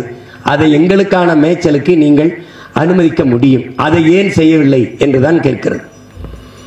இப்ப மாடுகளாகிய எங்களுக்கு இருக்கிற அறிவு மனிதர்களாகிய உங்களுக்கு ஏன் இல்லை?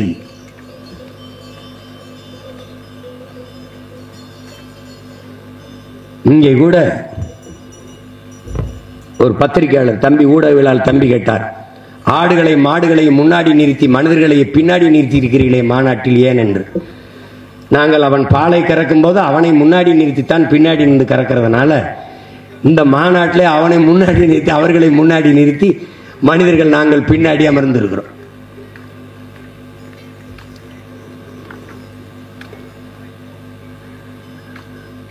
அதனால் இங்கே கட்டி இருக்கிற எருமை மாட்டுக்கு ஒரு வருத்தம் இருக்கிறது. நாட்டுக்குள்ள எந்த ஐயோக்கிய பேர் திருட்டு பய கேவலம் கட்டவை எவனா இருந்தாலும் எம்பேரே சொல்லி திட்டுகிறீர்கள். அவ்வளவு கேவலமானவனா நான் என்பதுதான் அவருடைய வேதனை. நானும் அவர்களும் ஒன்றா? உங்கள் நாடு ஏற்றுமதி செய்கிற மாட்டுக்கறியிலே 64 விழுக்காடு நான் தான், என்னுடைய கறிதான். பாலிலே மிக தரமான மதிப்பு மிக உயர்ந்த சத்துள்ள உணவு என்னுடைய பால் தான், எருமை பால் என்னுடைய பால் தான். என்னை நீங்கள் வெறுக்கிறீர்கள். என்னுடைய எண்ணிக்கை எங்கே?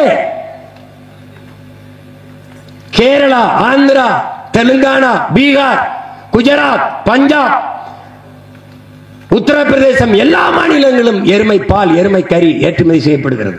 தமிழ்நாட்டில் இல்லை. காரணம் நான் கருப்பாக இருப்பதால் வெறுக்கிறீர்கள். உங்கள் கடவுளின் நிறம் என்ன? உங்கள் சிவன், உங்கள் மாயவன், உங்கள் திருமால் பெருமாள். மால் என்றால் கருப்பு. வணங்குகிற தெய்வத்தை மதிப்போடு அழைக்க வேண்டும் என்பதற்காக திரு பெரு என்று அழைத்து திருமால் பெருமாள் என்று அழைத்து வணங்குகிறீர்கள். அந்த திருமாலின் நிறம் என்ன? உங்கள் சிவனின் நிறம் என்ன? உங்கள் முருகனின் நிறம் என்ன? நீங்கள் வணங்குகிற கடவுளின் நிறத்தில் தானே நான் இருக்கிறேன். அவர்களை வணங்கி என்னை வெறுக்க காரணம் என்ன? காரணம் என்ன? எருமை என்று என்னை இழிவாக சொல்ல உங்களுக்கு இதில் எந்த எருமைக்கு தகுதி இருக்கிறது? உங்களில் யார் எனக்கு இணையானவர்கள் சொல்லுங்கள். எருமை என்றால் வலிமை என்று பொருள். ஒரு முரட்டு மகனை பார்க்கும்போது தள்ளி நில்லடா எருமை என்று சொல்கிறீர்கள். அப்படி என்றால் என்ன பொருள்? அவன் வலிமையானவன் என்று பொருள்.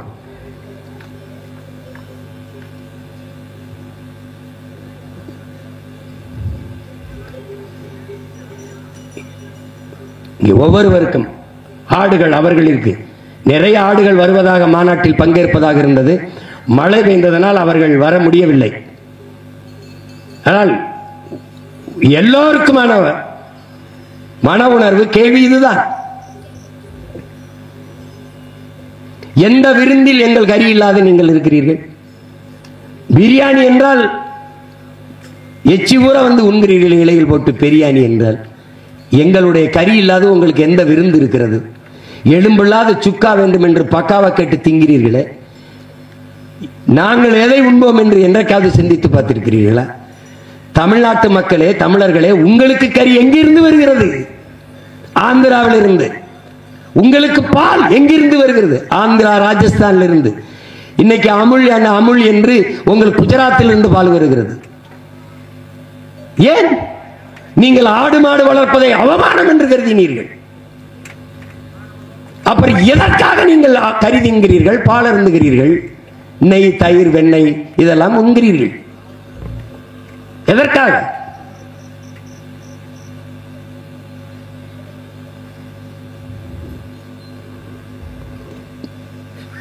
ஆடு மாடு வளர்ப்பதை அரசு பணியாக்கும் என்றால் சிரிக்கிறீர்கள். இந்த மண்ணிலே ஒரு மகத்தான தலைவன் இருந்தான், காமராஜர் என்று. அவன் மாதவரத்திலே பால் பண்ணை கொண்டு வந்தான். அங்கு வேலை பார்த்த எல்லாரும் அரசு வேலை தானே பார்த்தீர்கள். அப்போது ஆடு மாடு வளர்த்தா அது என்ன பால் விற்கிறது நாங்கள் வரமாட்டோம் என்று டாஸ்மார்க்கில் சாராயம் ஊத்தி கொடுக்கிற, சரக்கு ஊத்தி கொடுக்கிற வேலையை அரசு வேலை என்று பார்க்கிற நீங்கள் உலகத்திற்கு உணவு கொடுக்கிற, பால் கொடுக்கிற, கறி கொடுக்கிற எங்களை வளர்ப்பது அவமானம் என்று நினைக்கிறீர்கள். எவ்வளவு பெரிய கொடுமை! ஆடு மாடுகள் எங்களுக்கு வைத்தியம் செய்கிற மருத்துவர், விலங்கியல் மருத்துவர் அரசு மருத்துவராக இருக்கலாம். ஆனால் ஆடு மாடு மேய்க்கிற எங்கள் மேய்ப்பர்கள் அரசு பணியாளர்களாக, அரசு ஊழியர்களாக இருக்கக்கூடாது என்றால் எப்படிப்பட்ட மனநிலை உங்களுடையது? எப்படிப்பட்ட மனநிலை? பொறியியல் படிக்க வேண்டும் என்கிற, படித்துவிட்டு தமிழ்நாட்டு சட்டசபையிலே படித்தது இருக்கிறது 400 பேர் வாயில் காவலர் வேலைக்கு விண்ணப்பித்திருக்கிறார்கள் என்று, வாட்ச்மேன் வேலைக்கு. சந்தேகம் இருந்தால் செய்தி பதிவில் இருக்குது, போட்டு பாருங்கள். பல லட்சக்கணக்கானவர் வேலை இன்றி வீதியிலே திரிகிறார்கள். தகுதி தேர்வு எழுதிவிட்டு தேர்ச்சி பெற்று 14,000 ஆசிரியர்கள் பணி நிரந்தரத்துக்கு நியமனத்திற்கு காத்துக் கொண்டிருக்கிறார்கள். பகுதி நேர ஆசிரியர்கள் பணி நிரந்தரத்திற்கு காத்துக் கொண்டிருக்கிறார்கள்.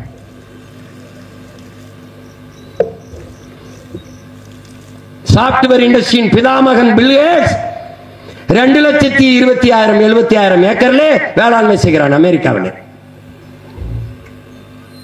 ஏன்? அவனுக்கு தெரியும் சாப்ட்வேரில் வேலை செய்தாலும் சாப்பிட்டு போய் தான் வேலை செய்ய முடியும் என்று. எதற்காக இத்தனை லட்சம் ஏக்கரில் விவசாயம் செய்கிறீர்கள் பில் கேட்ஸ்? அங்குதான் நிரந்தர பொருளாதாரம் இருக்கிறது, அங்குதான் எல்லோருக்கும் வேலை கொடுக்க முடியும் என்கிறார். இந்த மண்ணிலே இருந்த நம்ம அன்பிற்குரிய நடிகர் அண்ணன் நெப்போலியன் 500 ஏக்கர்ல வெறும் புல் வளர்க்கிறான். புல், இந்த மாட்டுக்கும் போடுற தீவனத்திற்கு புல் வளர்க்கிறான். அதிலேயே பல லட்சம் ரூபாய்களை பொருளாதாரமாக ஈட்டுகிறார். எங்கு பொருளாதாரம் இருக்கின்ற தெரியாத பைத்தியக்காரரிடத்தில், அறிவற்றவர்கிட்ட நாட்டை கொடுத்து விட்டு சாராயத்தை கொடுத்து செத்து போகிறார். காவலன் அடிச்சு செத்தால் 5 லட்சம், கள்ளச்சாராயம் குடிச்சு செத்தால் 10 லட்சம். நாட்டை எப்படி வழிநடத்தி செல்கிறார்கள் என்று அறிவார்ந்த மக்கள் நீங்களாவது சிந்தியுங்கள். மேய்ச்சல் காட்டை எங்கள்கிட்ட கொடுங்கள். இல்லை என்றால், ஓட்டுரிமை இருந்தால்தான் மதிப்பீர்கள் என்றால் எங்களுக்கு ஓட்டுரிமை கொடுங்கள். இதுதான் ஆடும் மாடுகளும் நமக்கு வைக்கிற கோரிக்கை. உங்களால் நல்ல தலைவர்களை தேர்வு செய்ய முடியவில்லை, எங்களுக்கு ஓட்டுரிமை கொடுங்கள். அப்ப நாங்களாவது நல்ல தலைவர்களை தேர்வு செய்கிறோம் என்பதுதான் ஆடு மாடுகளும் இந்த மாநாட்டில் முன்வைக்கிற கோரிக்கை. அறிவார்ந்த தமிழ் சமூக மக்கள், ஆடு மாடுகளும் அற்ப உயிர்கள் என்று கருதி விடாதீர்கள். கேடில் விழிச்செல்வம் கல்வி ஒருவருக்கு மாடல்ல மற்றவை என்று வள்ளுவ பெருமகனார் பாடியது. எங்களுடைய தந்தை, எங்களுடைய பெரிய தகப்பன் நம்மாழ்வார். ஏன் எங்களுக்கு அவன் பெரிய தகப்பன்? என் தந்தை, என் அப்பன் என்னை பெற்றான், என்னை காத்தான்.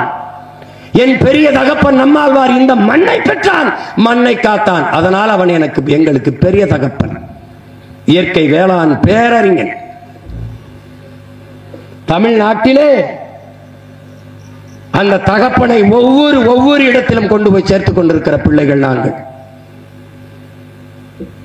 அவன் சொல்லுகிறான், வள்ளுவ பெருமகன், நம் மூதாதை, கல்விதான் மானுடனுக்கு செல்வம்.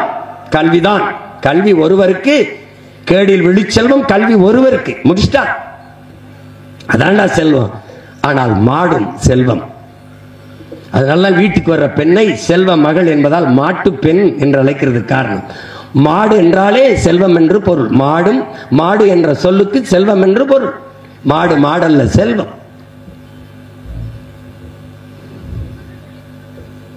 நம் வாழ்க்கையோடு, நம் வாழ்வியலோடு, நம் கலாச்சாரம் பண்பாட்டோடு இணைந்து இருக்கிற ஈடு இணையற்ற உயிர்கள் தான் இந்த ஆடு மாடும் என்பதை எண்ணரும் தம்பி தங்கைகள், இளைய தலைமுறை தமிழ் பிள்ளைகள் மறந்துவிடக்கூடாது.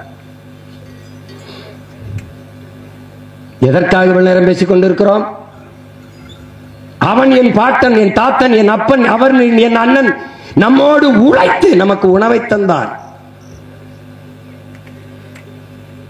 நம் நெல்லுக்கும் செடிக்கும் எல்லாத்துக்கும் உரத்தை தந்தார். நம் தாய் நமக்கு ஓரிரு ஆண்டுகள் பால் ஊட்டினால் இன்று வரை நம்முடைய பசு மாதா, பசு தாய் கோ மாதா நமக்கு பால் ஊட்டி கொண்டிருக்கிறார். அந்த தாய்க்கு நாம் செய்ய வேண்டிய கடமைக்காகத்தான் அவளுக்காக, அவளுடைய மேய்ச்சலுக்காக நிலம் வேண்டும் என்று நாம் போராடி கொண்டிருக்கிறோம்.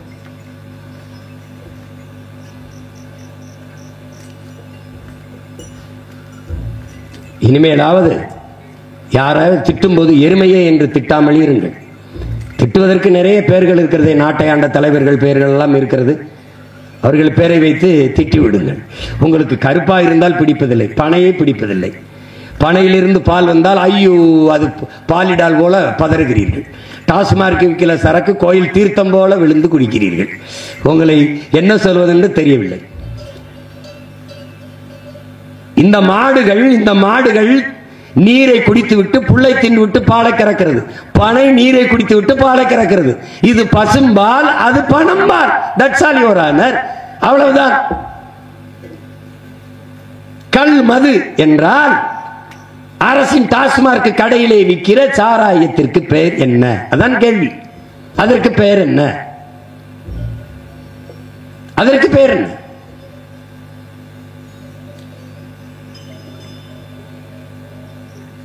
இவர்கள் நம்மளோடு தர்க்கத்திலே வாதிட்டு வெல்ல வரமாட்டார்கள், மோத வரமாட்டார்கள். வாதத்தில் தோற்பவன் அவதூறை கையில் எடுப்பான் என்பார்கள். இவர்கள் அவதூறை கையில் எடுப்பார்கள்.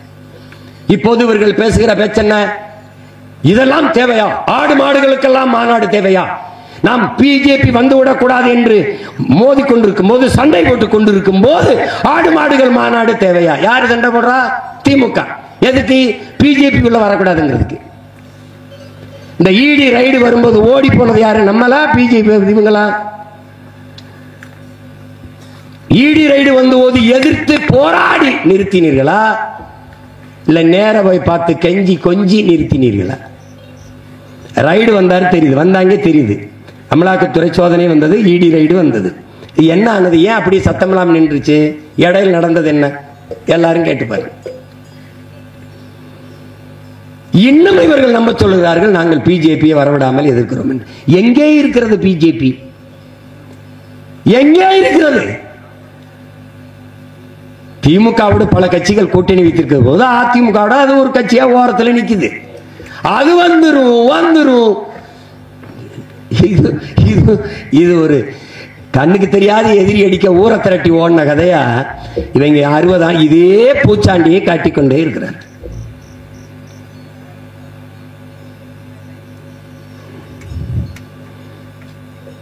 ஆடு மாடுகளை பற்றி கவலைப்படாத நீங்கள் ஆவின் பால் வைப்பது எதனால்? ஆவின் பால் விற்கிற அரசிடத்திலே நாங்கள் எழுப்புகிற கேள்வி ஆ எங்க? ஆ என்றால் பசு, கோ என்றாலும் பசு. உங்களுக்கு தெரியுமா என் உடன் பிறந்தார்களே? உங்களுக்கு தெரியுமா? தமிழ்நாட்டில் பால் பொட்டணத்தில் எடுத்து பாருங்கள். முழுக்க ஆங்கிலத்திலும் தங்கிலீஷிலும் இருக்கிறது. முதலில் மாட்டு மடுவை போட்டு பால் பொட்டலம் இருந்தது. இப்போது ஐயா கருணாநிதி அவர்கள் படமும் ஐயா ஸ்டாலின் படமும் இருக்கிறது. பால் அப்ப எங்கிருந்து வருகிறது? உங்களுக்கு எங்கிருந்து வருகிறது? அதை நாம் திட்டிய பிறகு எடுத்தார்கள். மாடு வளர்ப்பது அவமானம் என்று கருதுகிற நீங்கள் எதற்காக பாலை குடிக்கிறீர்கள்? எதற்காக பாலை குடிக்கிறீர்கள்? பால் இல்லாது, கறி இல்லாது விருந்தேது? விருந்தேது? உங்களுக்கு கொண்டாட்டம் ஏது? பண்டிகை ஏது? பொங்கல் என்றால் 1 கோடி ஆடு வித்தது, 2 கோடி ஆடு வித்தது, 3 கோடிக்கு வியாபாரம். அதையெல்லாம் வெட்கமில்லாமல் சொல்கிறீர்களே. அங்குதானே வேளாண் குடிமகனின் பொருளாதாரம், அங்குதானே அவனுடைய வாழ்க்கை வாழ்வாதாரம், அங்குதானே சிற்றூர்களின் பொருளாதார வளர்ச்சி, கிராமப்புற பொருளாதாரம், சிற்றூர்களின் கிராமப்புறங்களின் பொருளாதாரத்தை வளர்த்தெடுக்காமல் ஒரு நாட்டின் பொருளாதாரத்தை சமவிகிதத்தில் எப்படி உங்களால் வளர்த்தெடுக்க முடியும்? எப்படி முடியும்? வேளாண்மை செய்வது இழிவு, ஆடு மாடு வளர்த்தல் இழிவு, நாட்டுக்கோழி வளர்த்தல், பட்டுப்பூச்சி வளர்த்தல், நெசவு செய்தல் எல்லாம் இழிவு, மீன் பிடித்தல் இழிவு, ஆடு மாடு வளர்த்தல் அது குலத்தொழில், பனை ஏறுதல் அது குலத்தொழில், மீன் பிடித்தல் அது குலத்தொழில், நெசவு செய்தல் அது குலத்தொழில் என்று சொல்கிற அவனை பார்த்து நான் கேட்கிறேன், உன் குலத்தொழில் எது? உட்கார்ந்து தின்று சாகிறதாடா யோக்கிய பயலே, உன் குலத்தொழில் எது?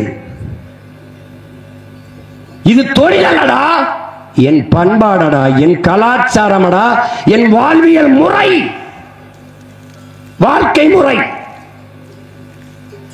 உயிர் வளர்க்கும் உயிர் காக்கும் உணவை கொடுப்பவன் உழவன், அவன் உயிரை காப்பவன், உடையை கொடுத்து மானத்தை காப்பவன் நெசவாளன்.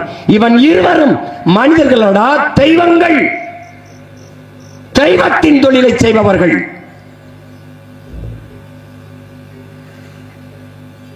அதை புரிந்து கொள்ள வேண்டும்.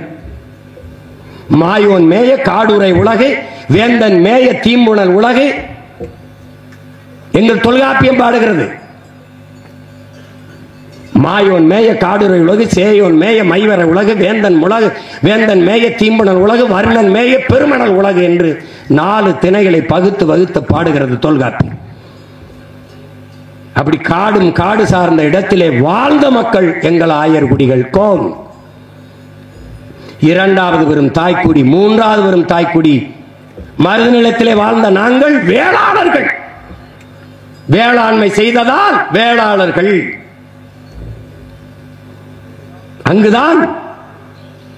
அங்குதான் கலை, இலக்கியம், பண்பாடு, பாட்டு, இசை, கூத்து எல்லாம் உருவானது. அங்குதான் அரசாண்டோம், அங்குதான் நாங்கள் பாண்டியர்களானோம். சாதாரணமாக இருப்ப ஒருவன் அமைச்சராகிவிட்டால் மாண்புமிகு அமைச்சர் என்று ஆவது போல நாங்கள் அரியணை ஏறி அரசாட்சி செய்கிற போது பாண்டியர்கள் என்றானோம். அடுத்த நிலம் கடலும் கடல் சார்ந்த இடமும். அந்த இடத்தில் வாழ்ந்த மக்கள் பறந்து விரிந்த கடற்பரப்பிலே வாழ்ந்ததால் நாங்கள் பறந்தவர்கள் என்று அழைக்கப்பட்டோம். மீனை பிடிப்பது வேலையாக இருந்ததால் மீனவர்கள் என்று அழைக்கப்பட்டோம். அது காரண பெயர், குடிப்பெயர் அல்ல. குடிப்பெயர் பறந்தவர்கள். எங்கள் குடிப்பெயர் ஆயர்.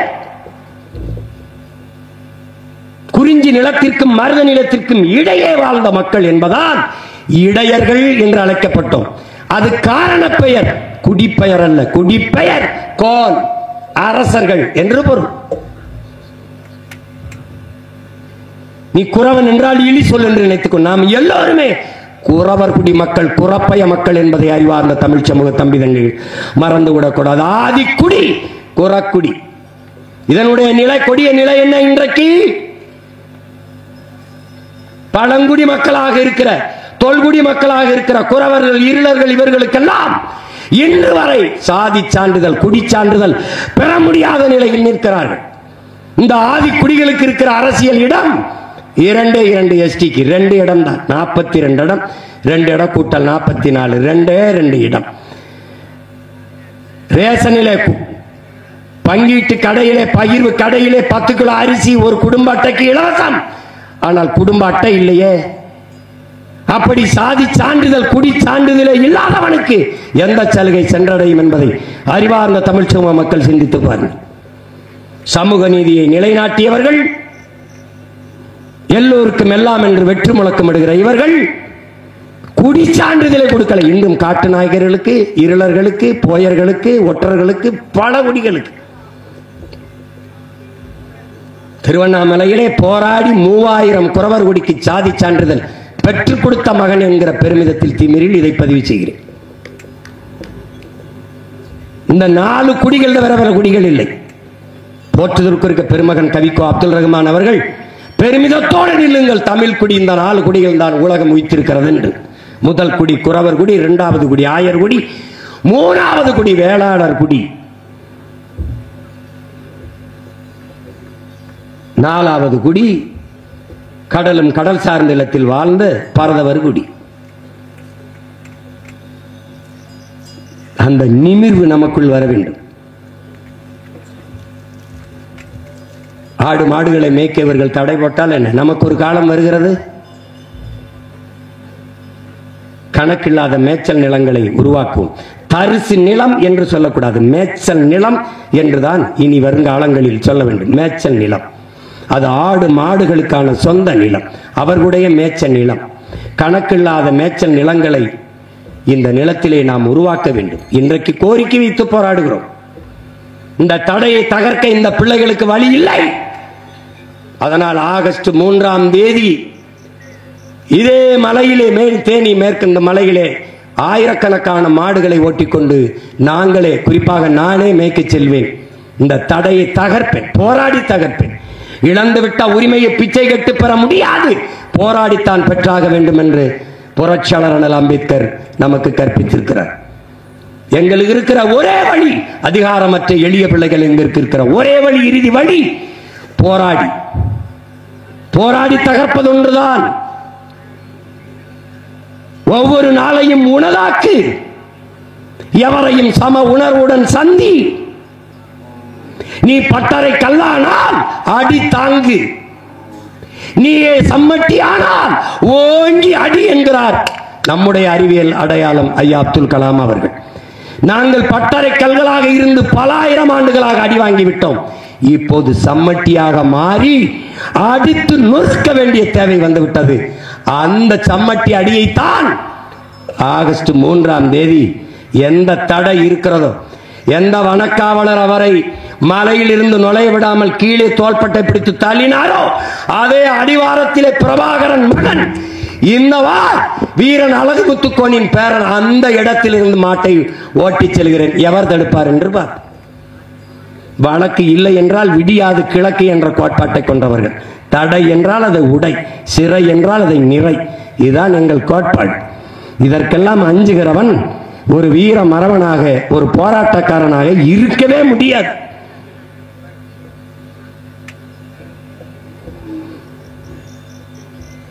எவ்வளவோ கேள்விகள், இன்னும் எத்தனையோ மேடைகள், எத்தனையோ களங்கள், காலங்கள், எல்லாவற்றிலும் கேள்விகளை எழுப்பிக் கொண்டே இருப்போம். இவை மிகவும் உணர்வுள்ள உயிர்கள். இதற்கே 3-4 நாட்கள் பயிற்சி கொடுத்து அவர்கள் இருக்க வைத்திருக்கிறது. மிகவும் பயந்தோம்.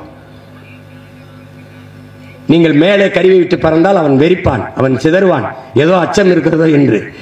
அதனால் தான் நாங்கள் ரொம்ப கவனமாக, அதிகமாக யாரையும் பேச விடாமல் சுருக்கமாக பேசி இந்த கருத்தை பதிவு செய்ய வேண்டும் என்று. இது ஒரு கோரிக்கை, அரசு கவனத்தில் எடுத்து அந்த மற்ற மாநிலங்கள் இருப்பது போல எங்களுக்கு மேய்ச்சல் உரிமையை கொடுக்க வேண்டும்.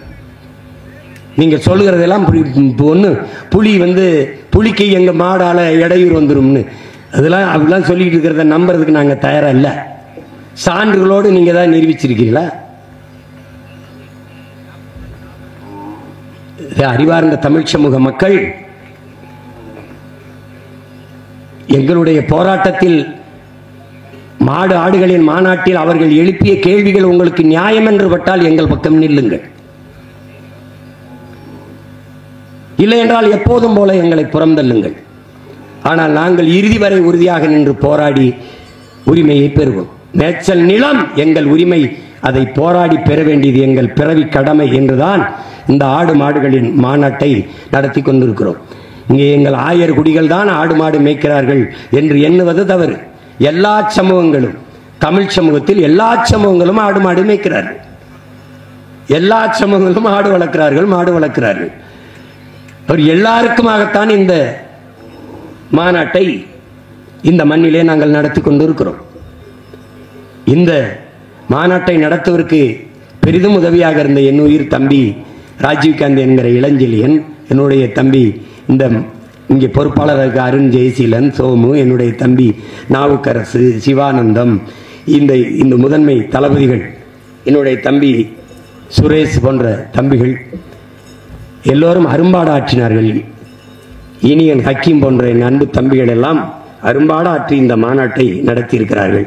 உழவர் பாசறையினுடைய மாநில செயலாளர் என் தம்பி செங்கண்ணன், உழவர் பாசறை தலைவர் உழவர் சின்னான் போன்ற பெருமக்கள் எல்லாம் இதில் அரும்பாடு ஆற்றி இதை உழைத்திருக்கிறார்கள். இந்த மாநாட்டை நடத்துவதற்கு எங்களுக்கு ஒத்துழைத்த ஆயர் குடிகள், எங்களுடைய மேய்ப்பர்கள் எல்லோருக்கும் என்னுடைய அன்பும் நன்றியும், இங்கே இவ்வளவு நேரம் பொறுமை காத்திருந்த ஊடகவியலாளர்கள் எல்லோருக்கும் என்னுடைய அன்பும் நன்றியும். இறுதியாக ஒரே ஒரு கேள்வி.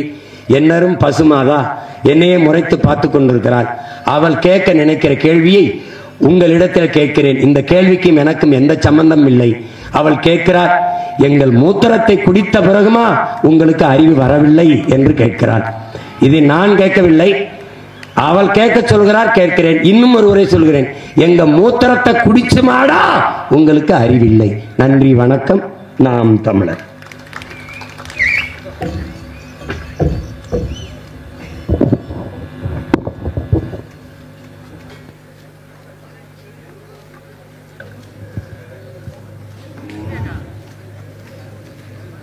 தேனி வானகரில் மாடு மேய்க்க சென்ற போது வனக்காவலரால் தள்ளிவிடப்பட்ட ஐயா சன்னாசி அவர்கள் மாடு மேய்க்கும் போராட்டத்தை நடத்தவிருக்கின்ற அண்ணன் சீமான் அவர்களுக்கு மாடு மேய்க்க கோல் கொடுத்து அந்த போராட்டத்தை துவங்கி வைக்கிறார்.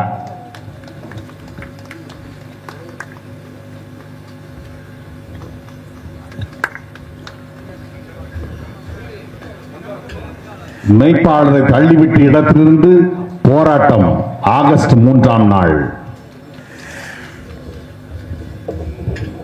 எந்த இடத்திலே அவரை கீழே தள்ளி அவமதித்தார்களோ அதே இடத்திலே ஆகஸ்ட் 3ஆம் தேதி பலாயிரக்கணக்கான மாடுகளை ஓட்டிக்கொண்டு போய் அவர்களுடன் நாங்கள் மலையேறி ஆட்டை மேய்ப்பது என்று முடிவெடுத்திருக்கிறோம்.